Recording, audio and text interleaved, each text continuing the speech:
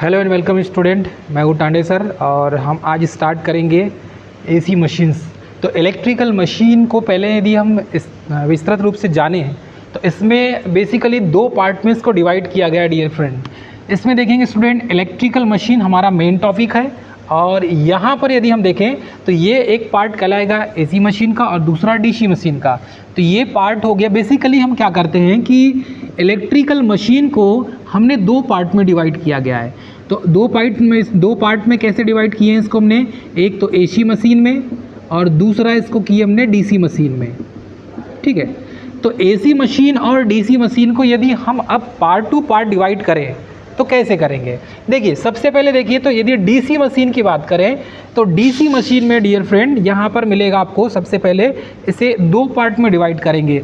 DC machine को दो part में डिवाइड करेंगे तो सबसे पहले मिलेगा डीसी मोटर, दूसरा मिलेगा आपको डीसी जनरेटर। यदि अब यहाँ पर डीसी मोटर को हम इसके अंदर का स्पेसिफिकेशन देखेंगे तो ये बेसिकली डीसी मोटर को दो पार्ट में फिर डिवाइड किया गया है। और पहला है, एक होता है डीसी मोटर सेल्फ एक्साइटेड और दूसरा होता है सेपरेटली एक्साइटेड।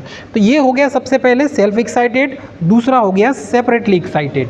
ठीक है, अब यहाँ पर यदि सेल्फ एक्साइटेड डीसी मोटर की बात करें तो ये सेल्फ एक्साइटेड डीसी मोटर है और सेल्फ एक्साइटेड डीसी मोटर में डियर फ्रेंड इसको तीन पार्ट में डिवाइड किया गया है। अब तीन पार्ट में कौन कौन से देखेंगे तो सबसे पहले मिलेगा आपको डीसी सीरीज मोटर, दूसरा मिलेगा डीसी शंट मोटर और तीसरा मिलेगा आपको डीसी कंपाउंड मोटर।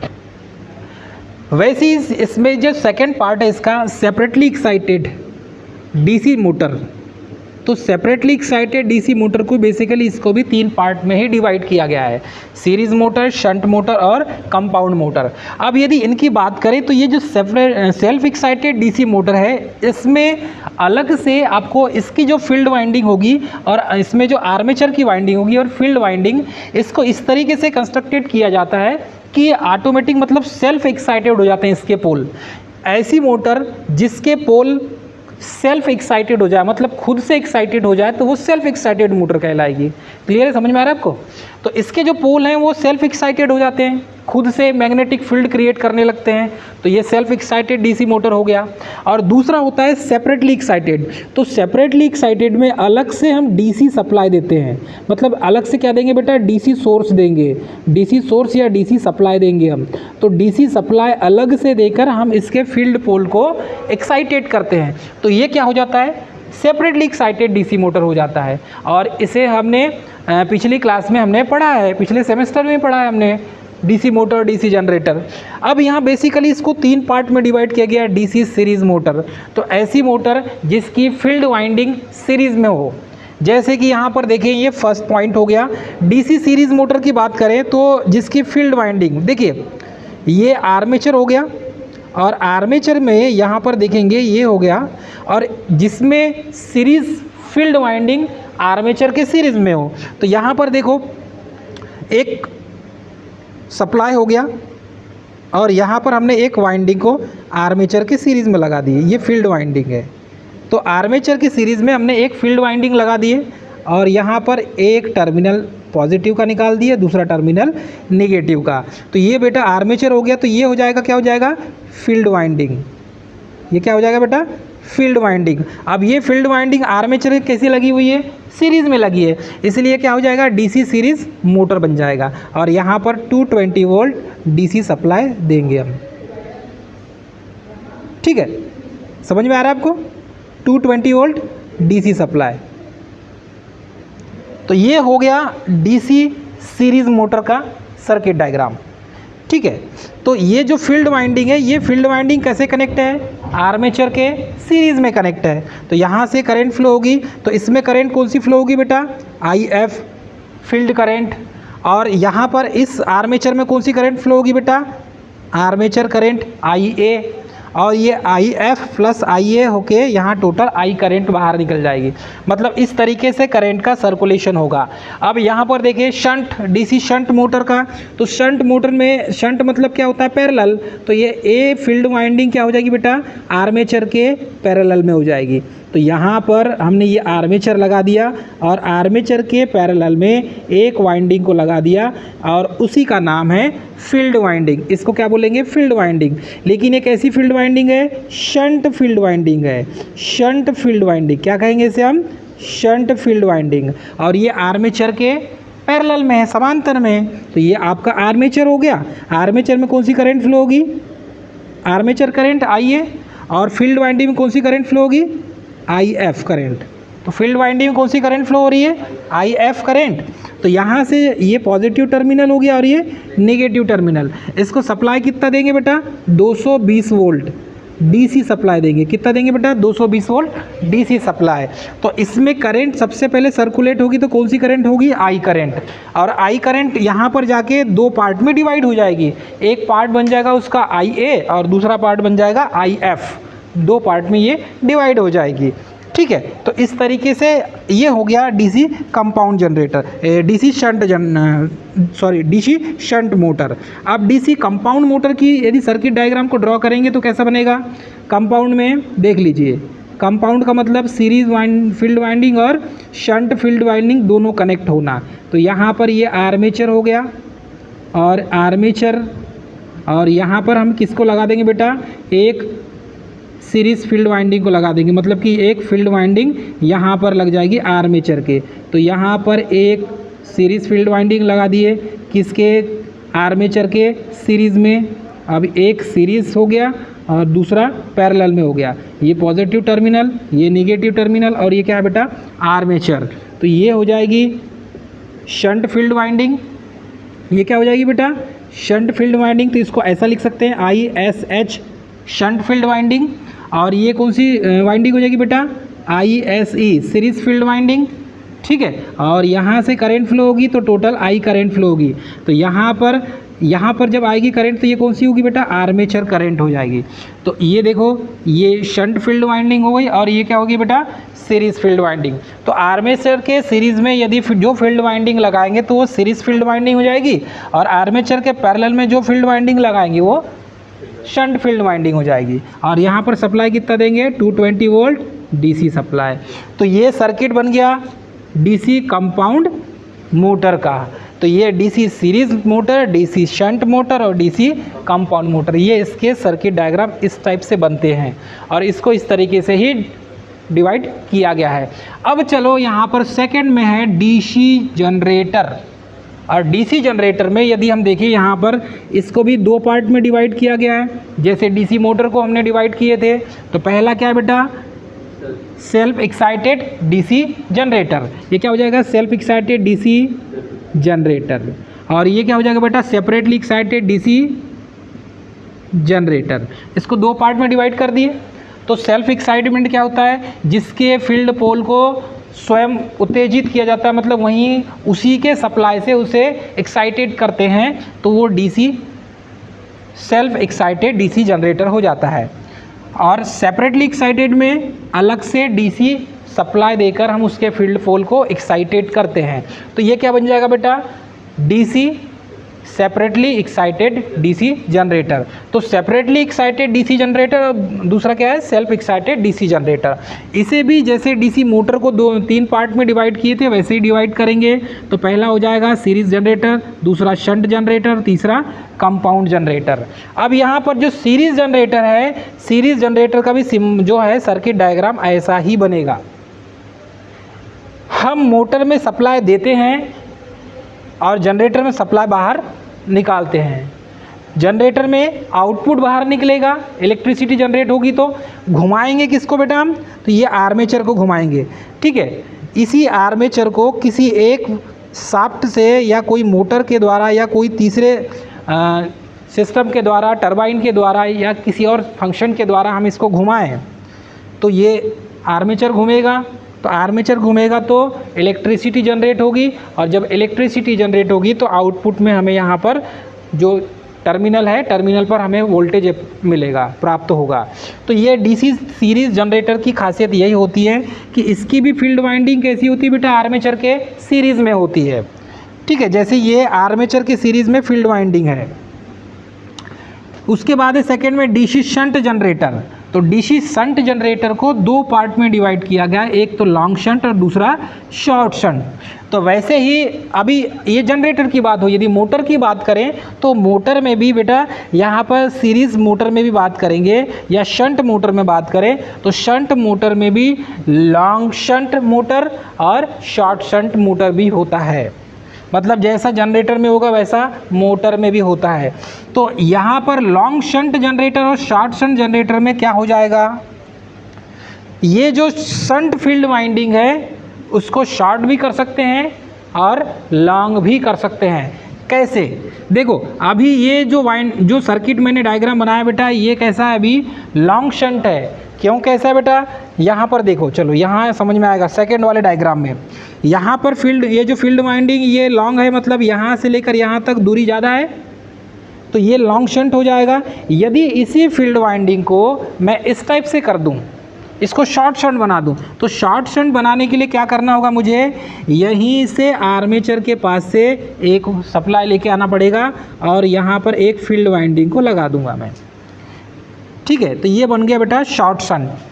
क्या बन गया, शॉर्ट शंट, क्योंकि आर्मेचर के पैरेलल में ही है लेकिन आर्मेचर के पास से सप्लाई गया इसका।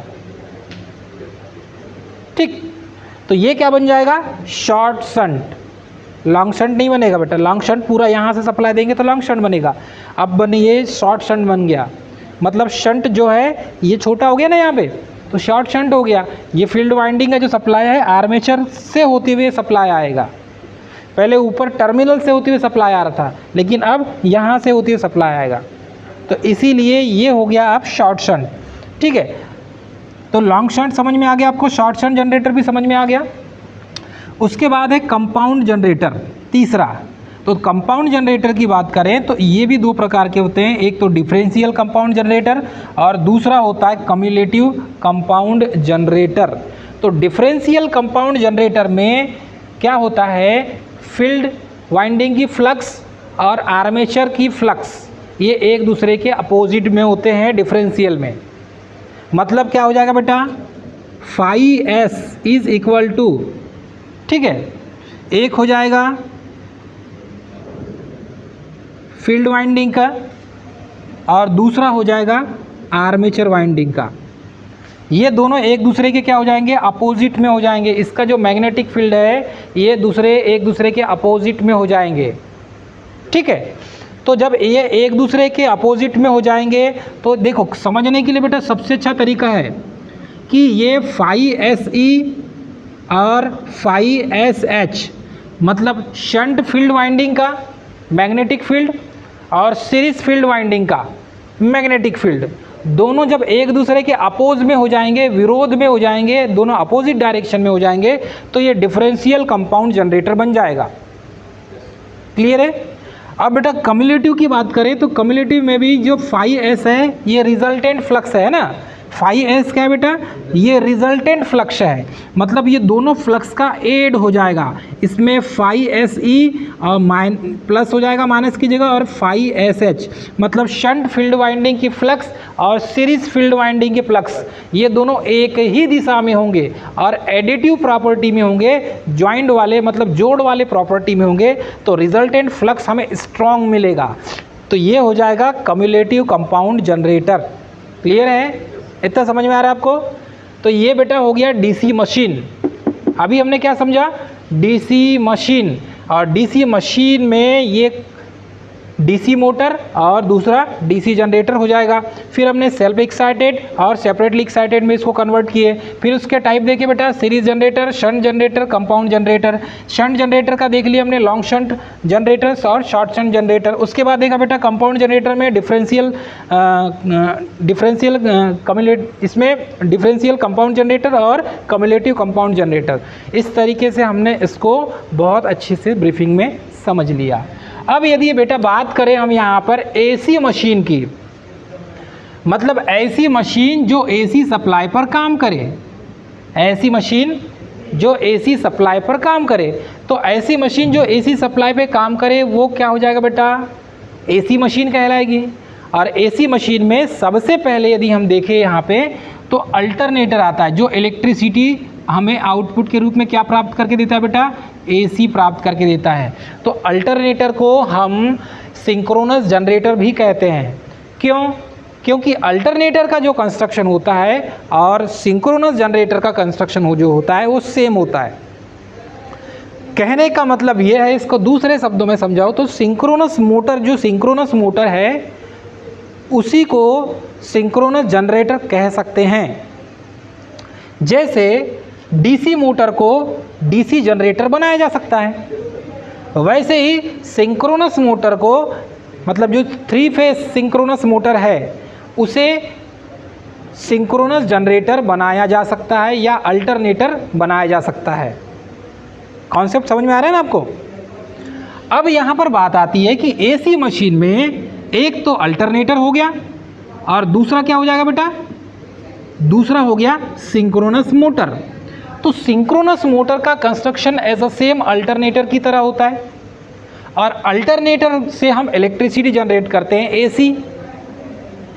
अब यहाँ पर देखिए सिंक्रोनस मोटर, तो सिंक्रोनस मोटर को बेसिकली 2 पार्ट में डिवाइड किया गया है। सिंक्रोनस मोटर सेल्फ स्टार्ट नहीं होती। पहली है, फर्स्ट में देखेंगे तो सिंगल फेस और दूसरा क्या है बेटा? 3 फेस। तो सिंक्रोनस मोटर को भी 2 पार्ट में डिवाइड किया गया है, एक तो सिंगल फेस में और दूसरा 3 फेस में। अब हम सेकंड बात करें तो ये है इंडक्शन मोटर, क्योंकि ये भी AC में ऑपरेट होने वाली मोटर है। तो इंडक्शन मोटर भी बेसिकली 2 प्रकार की होती है। There are many 2 types of induction motor and as a same there are many 2 types of synchronous motor. ये भी सिंगल फेस और 3 फेस। इंडक्शन मोटर भी सिंगल फेस की बनाई जाती है और 3 फेस की बनाई जाती है। तो जैसे 3 फेस का जो एग्जाम्पल है आपने देखा होगा आटा चक्की। आटा चक्की में जिस मोटर का यूज़ किया जाता है वो मोटर कौन सी है बेटा? वो मोटर है 3 फेस इंडक्शन मोटर। और 3 फेस इंडक्शन मोटर को आप बहुत अच्छे से, यदि आप कहीं आटा चक्की जाते हैं वहाँ पे जो इंडक्शन मोटर आपको देखने मिलेगी, बेल्ट के माध्यम से उस, आपने देखा होगा आटा चक्की को ऑपरेट किया जाता है। तो ये वही मोटर है, उसकी पुली से, उसकी घिरनी से उसको कनेक्ट किया जाता है बेल्ट को। इंडक्शन मोटर रोटेट करेगी तो ऑब्वियसली है आटा चक्की भी रोटेट करेगी। ठीक है, इसका जो RPM होता है मैक्सिमम, ये 3000 RPM में रोटेट करती है। ठीक है, और ये 3 फेस AC सप्लाई से दिया जाता है। ठीक, सिंगल फेस की बात करें तो सिंगल फेस में इंडक्शन मोटर होती है, ये 1500 लगभग 1500 RPM में रोटेट करती है। 1000 से 1280 से 1500 RPM के बीच में, कभी 1440 RPM में मिलेगा। तो इस तरीके से 1500 RPM और 3 फेस 3000 RPM में रोटेट करती है। ट्रांसफार्मर की बात करें, यहाँ ट्रांसफार्मर हम इसलिए लिखें क्योंकि ये भी एक प्रकार की मशीन है। इंडक्शन मोटर का जैसा कंस्ट्रक्शन होता है, यदि इंडक्शन मोटर की सेकेंडरी जो है वाइंडिंग को हम शॉर्ट कर दें तो ऐसा कंस्ट्रक्शन हो जाएगा ट्रांसफार्मर की तरह। मतलब इंडक्शन मोटर में भी 2 वाइंडिंग होती है, एक फील्ड वाइंडिंग और दूसरी आर्मेचर वाइंडिंग। वैसे ही यदि आर्मेचर वाइंडिंग हम शॉर्ट कर दें या फील्ड वाइंडिंग शॉर्ट कर दें तो वो किस टाइप की मशीन बन जाएगी? ट्रांसफार्मर के जैसे। तो ट्रांसफार्मर भी क्या है कि बेसिकली ट्रांसफार्मर का वर्किंग प्रिंसिपल इंडक्शन मोटर में भी काम करता है, क्योंकि ट्रांसफार्मर भी म्यूचुअल इंडक्शन पर काम करता है according to Faraday's law of mutual induction. तो ट्रांसफार्मर फैराडे के म्यूचुअल इंडक्शन पर वर्क करता है और इंडक्शन मोटर भी फैराडे के म्यूचुअल इंडक्शन पर ही वर्क करता है। ठीक है, तो एज अ सेम इसका वर्किंग प्रिंसिपल है। यदि हम इंडक्शन मोटर की सेकेंडरी वाइंडिंग जो है, कहने का मतलब ये कि इंडक्शन मोटर की जो फील्ड वाइंडिंग में या आर्मेचर वाइंडिंग में किसी एक वाइंडिंग को शॉर्ट कर दें तो वो उसका जो है एज अ कंस्ट्रक्शन जो हो जाएगा एज अ ट्रांसफार्मर की तरह ही हो जाएगा। तो ट्रांसफार्मर की बात करें तो ये सिंगल फेस और दूसरा 3 फेस के लिए डिज़ाइन किए जाते हैं। ट्रांसफार्मर का बेसिक वर्क क्या होता है बेटा? ये वोल्टेज को, ठीक है, बढ़ाएगा या कम कर देगा। जब यदि वोल्टेज को बढ़ाएगा तो करंट को क्या कर देगा बेटा? कम कर देगा।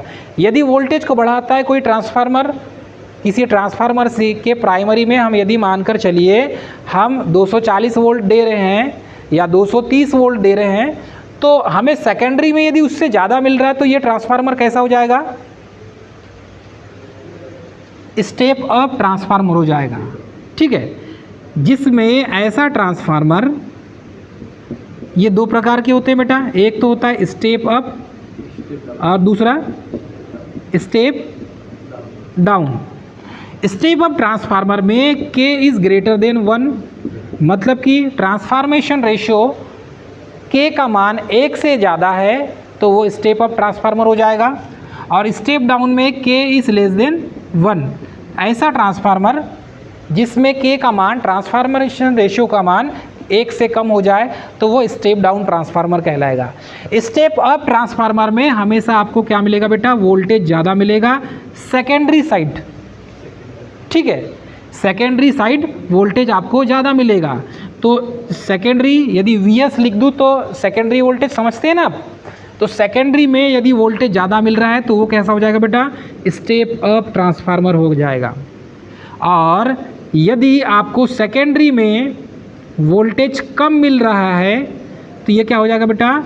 Step down. लेकिन एक चीज़ याद रखना है, ट्रांसफार्मर जब वोल्टेज को बढ़ाता है तो करंट को ऑटोमेटिकली क्या कर देता है? कम कर देता है। और जब करंट को कम कर देता है तो यही हम इंस्ट्रूमेंट ट्रांसफार्मर के रूप में इसका यूज़ करते हैं। ठीक है, अब यहाँ पर यदि देखें कि ये जो स्टेप डाउन ट्रांसफार्मर है, जब इसमें वोल्टेज को डिक्रीज किया जाता है स्टेप डाउन से, स्टेप डाउन करके, तो इसमें करंट का मान क्या हो जाएगा बेटा? बढ़ जाएगा। तो ऐसा ट्रांसफार्मर जिसमें वोल्टेज को कम किया जाता है तो वो कैसा ट्रांसफार्मर कहलाएगा? Step down. यदि अब हम करंट की बात करें तो जब स्टेप डाउन ट्रांसफार्मर में वोल्टेज का मान कम होता है तो करंट का मान बढ़ जाता है, क्योंकि P इज इक्वल टू क्या होता है बेटा? V इंटू आई। जब ये ट्रांसफार्मर कभी भी पावर और दूसरा फ्रीक्वेंसी, पावर और फ्रीक्वेंसी, ये दोनों को कभी चेंज नहीं करता ट्रांसफार्मर। इसकी खासियत ये होती है कि ये पावर और फ्रीक्वेंसी को कभी चेंज नहीं करता। There is no change in power and frequency. तो ट्रांसफार्मर की ये क्वालिटी है, ये पावर और फ्रीक्वेंसी को चेंज नहीं करता, लेकिन पावर को बैलेंस में ज़रूर करता है। पावर को मेंटेनेंस कैसा करेगा? वोल्टेज और करंट के रूप में। यदि वोल्टेज को बढ़ा दिया तो करंट को क्या कर देगा बेटा? कम कर देगा। जैसे कि पावर यहाँ पर मानकर चलिए, P का मान यहाँ पर मानकर चलिए 10 वाट है। कितने वाट है? 10 वाट है। तो यदि आप ये वोल्टेज और करंट को इनटू करेंगे तो कितना आना चाहिए? 10 वाट होना चाहिए। यदि वोल्टेज के मान को इसने कम कर दिया, मानकर चलिए वोल्टेज के मान को इसने 5 वोल्ट कर दिया, तो करंट का मान भी कितना हो जाएगा बेटा? नहीं, 2 एम्पियर हो जाएगा।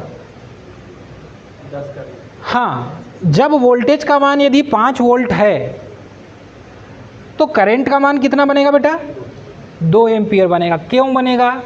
क्योंकि ट्रांसफार्मर में पावर और फ्रीक्वेंसी कभी चेंज नहीं होती।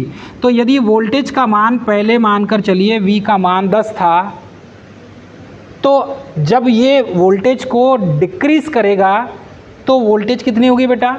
5 वोल्ट हो गई। तो जब 5 वोल्ट होगी तो करंट का मान ऑटोमेटिकली बढ़ जाएगा। मैंने बताया आपको, देखो स्टेप डाउन ट्रांसफार्मर जब सेकेंडरी वोल्टेज, जो वोल्टेज का मान कम करता है तो करंट का मान ऑलरेडी बढ़ जाता है। तो यहाँ पर वही होगा। अब देख लीजिए 5 दूआ 10, ये 10 हो गया। तो पावर का मान कभी बदलता नहीं है। ट्रांसफार्मर में P का मान कभी नहीं बदलेगा। ट्रांसफार्मर बैलेंस में लाता है पावर को, करंट और वोल्टेज को चेंज करके। क्लियर है? तो ये इंडक्शन मोटर, सिंक्रोनस मोटर। अब ये जो इंडक्शन मोटर है ये भी 2 प्रकार की होती हैं। ठीक है, इंडक्शन मोटर की बात करें तो एक होता है, आपने स्क्वायरल केज इंडक्शन मोटर सुना होगा बेटा। स्क्वायरल केज इंडक्शन मोटर क्या होता है? Induction motor squirrel cage induction motor. और दूसरा क्या होता है बेटा? Slip ring induction motor, slip ring induction motor. ये भी पढ़े हैं पिछली क्लास में, पढ़े हैं कि नहीं बेटा? तो स्क्वायरल केज इंडक्शन मोटर और स्लिप रिंग इंडक्शन मोटर, इसकी भी खासियत ये होती है कि ये जो स्लिप रिंग है इसमें इंडक्शन मोटर में 3 स्लिप रिंग लगाते हैं। कितनी लगाते हैं? 3। और अल्टरनेटर में बेटा, अल्टरनेटर में भी स्लिप रिंग लगे होते हैं, लेकिन अल्टरनेटर में यदि हम देखें तो 2 ही स्लिप रिंग मिलेंगे। इसमें कितने मिलेंगे बेटा? 2 स्लिप रिंग मिलेंगे अल्टरनेटर में, ठीक है, क्योंकि एक पॉजिटिव टर्मिनल और दूसरा नेगेटिव टर्मिनल सप्लाई निकालने के लिए। तो यदि हम यहाँ पर इंडक्शन मोटर की बात करें तो ये सिंगल फेस और 3 फेस के लिए डिज़ाइन किए जाते हैं। सिंगल फेस में लगभग 1500 आरपीएम में रोटेट करेगी, 3 फेस में लगभग 3000 आरपीएम में रोटेट करेगी। इसको 2 टाइप से मैं डिवाइड करते हैं। There are many 2 types of induction motor. और 2 टाइप से यदि देखें तो स्क्वायरल केज इंडक्शन मोटर, दूसरा स्लिप रिंग इंडक्शन मोटर। तो स्क्वायरल केज की बात करें तो जैसे कि आपने इसको कहते हैं पिंजरा रूपी, जैसे गिलहरी होती है, गिलहरी के ऊपर ऐसे धार लाइन बनी होती है, वैसे ही आपको स्क्वायरल केज मोटर के ऊपर ऐसी धार वाली लाइनिंग मिलेगी। तो आप उसको देखकर समझ सकते हैं कि स्क्वायरल केज इंडक्शन मोटर है। और स्लिप रिंग इंडक्शन मोटर में 3 स्लिप रिंग बाहर आपको शाफ्ट के ऊपर लगे हुए मिलेंगे, तो उससे आप पहचान लेंगे कि ये स्लिप रिंग इंडक्शन मोटर है। 3 स्लिप रिंग होंगे बेटा इस टाइप से, 1, 2 और 3, आर, वाई और बी। यदि 3 फेस के लिए है तो 3 स्लिप रिंग होंगे, और उसमें आर फेस, वाई फेस और बी फेस, 3 फेस के लिए 3 स्लिप रिंग का यूज़ किया जाता है, ठीक है। क्योंकि इसमें भी इसका जो कंस्ट्रक्शन होता है वाइंडिंग्स का, इसमें स्टार डेल्टा कनेक्शन में होता है। तो स्टार कनेक्शन में है या डेल्टा कनेक्शन में है तो आर फेस, वाई फेस और बी फेस डेल्टा में है या स्टार में है। तो स्टार में है तो बेटा आर, वाई, बी, और डेल्टा में भी है तो आर, वाई और बी। इसीलिए 3 स्लिप रिंग, और 3 स्लिप रिंग में यहाँ पर आर का 1 स्लिप रिंग हो जाएगा, वाई फेस का और बी फेस का, और तीनों को जिस पॉइंट पर जोड़ेंगे वहाँ से न्यूट्रल ग्राउंड बनता है स्टार कनेक्शन में, ठीक है। तो ये तो था एसी मशीन और डीसी मशीन में। ट्रांसफार्मर जो है अपने आप में बहुत बड़ा चैप्टर है, ट्रांसफार्मर को पढ़ेंगे हम। इंडक्शन मोटर पिछली क्लास में हमने पढ़ लिया है। सिंक्रोनस मोटर इस बार पढ़ेंगे। सिंक्रोनस मोटर को भी हम 2 तरीके से यूज़ करते हैं। मैंने आपको बताया कि सिंक्रोनस मोटर को जो है, सिंक्रोनस मशीन ही जो है वो मोटर और जनरेटर दोनों का काम करता है, मतलब अल्टरनेटर का काम करता है, क्योंकि सिंक्रोनस मोटर का construction as the same alternator के कंस्ट्रक्शन की तरह होता है। तो इसको हम जो है स्टेप बाय स्टेप अच्छे से समझ सकते हैं, ठीक है। सिंक्रोनस मोटर कभी सेल्फ स्टार्ट नहीं होती। सिंक्रोनस मोटर को सेल्फ स्टार्ट करने के लिए एक्स्ट्रा पोनी मोटर लगाया जाता है, या एक्स्ट्रा हम एक मोटर को उससे उसके फील्ड को एक्साइटेड करते हैं, तब ये जो है सिंक्रोनस मोटर ऑन होती है, ऑपरेट होती है, ठीक है। कुछ समझ में आ रहा है आपको? आई थिंक एसी मशीन और डीसी मशीन आपको समझ में आ गया होगा।